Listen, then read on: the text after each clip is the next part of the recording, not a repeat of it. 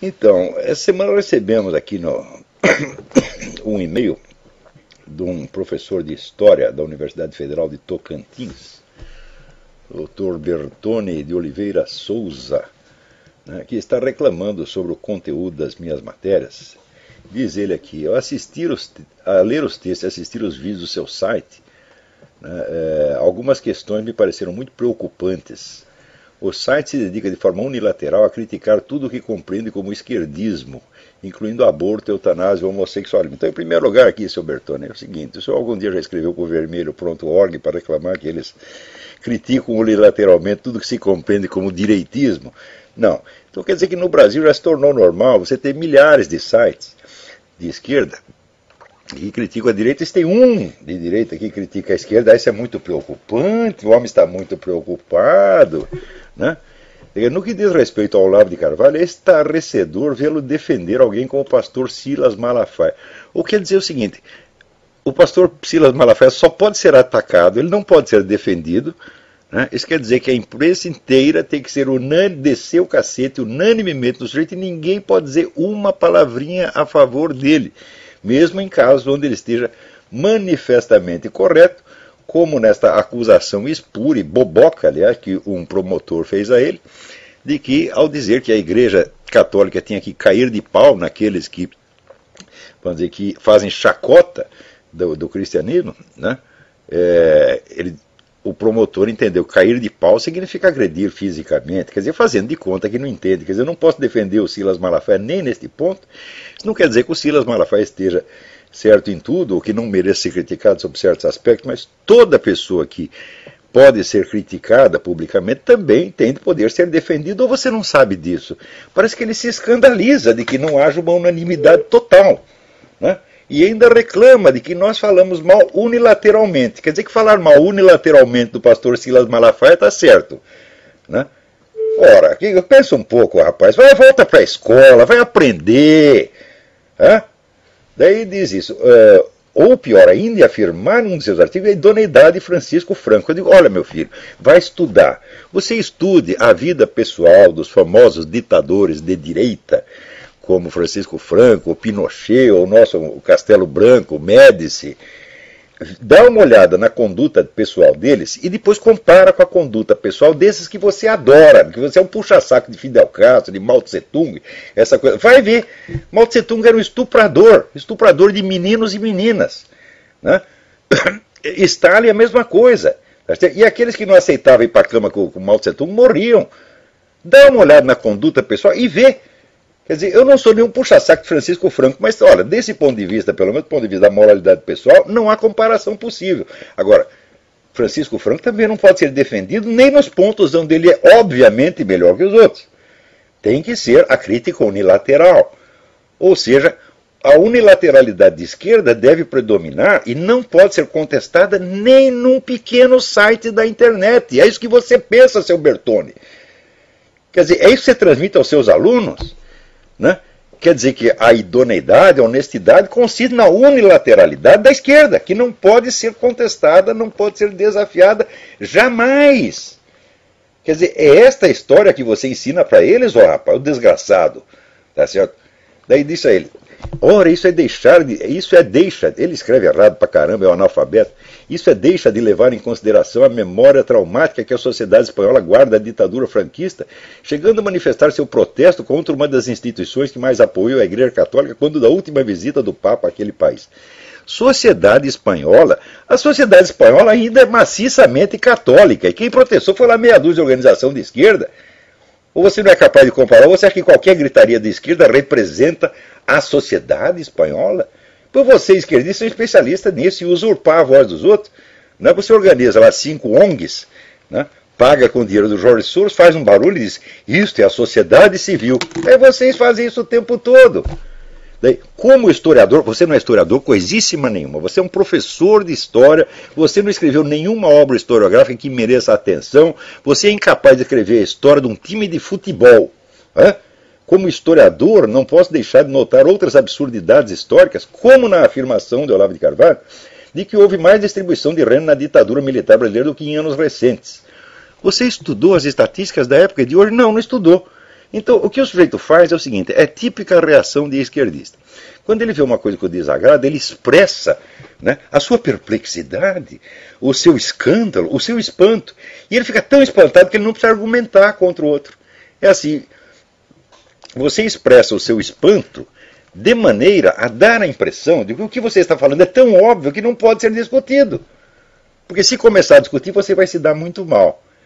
Então você chega e diz, é muito preocupante, estou aqui chocado, né? Ora, você está, como é que diz, fazendo teatro. Você não é capaz de discutir comigo, mas nem 5 minutos, rapaz. Eu, como historiador, você não é historiador merda nenhuma, porra. Olha aqui, eu não sou historiador profissional, mas eu pelo menos participei da equipe de uma obra monumental sobre o Exército na história do Brasil, em 3 volumes, né, publicada pela Biblioteca do Exército. Então eu tenho alguma obra historiográfica da qual, como diria o Lula, eu posso me gambar. E você? Você escreveu a história de uma escola de samba, rapaz? Então aqui, maior ainda, silenciar sobre a participação da sociedade no governo Goulart.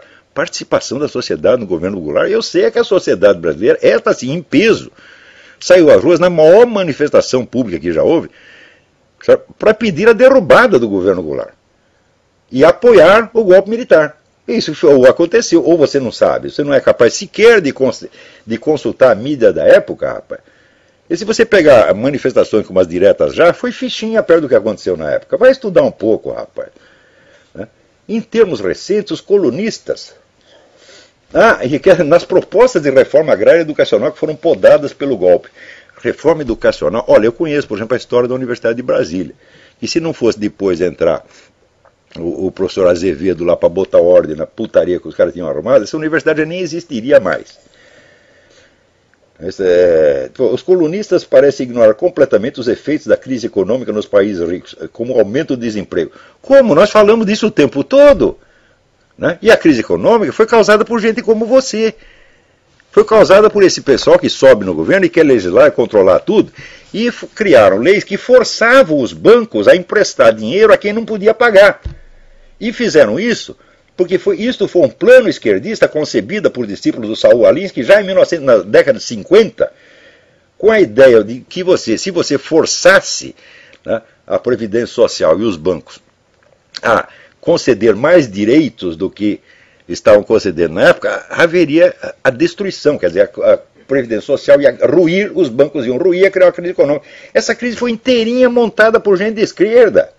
Você nunca ouviu falar na estratégia Cloward Piven, você nunca leu isso aí, você não sabe nada a respeito, moleque.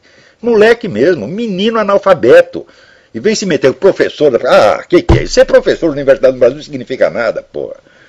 Né? O site silencia grosseiramente sobre os problemas da concentração de renda no capitalismo.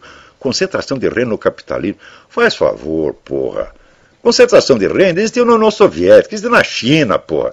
Na China tem até hoje, Quer dizer, porque o Partido Comunista concentra a renda na sua mão. Quer dizer, concentração de renda supõe que você tem uma autoridade, tá certo, que controla a economia.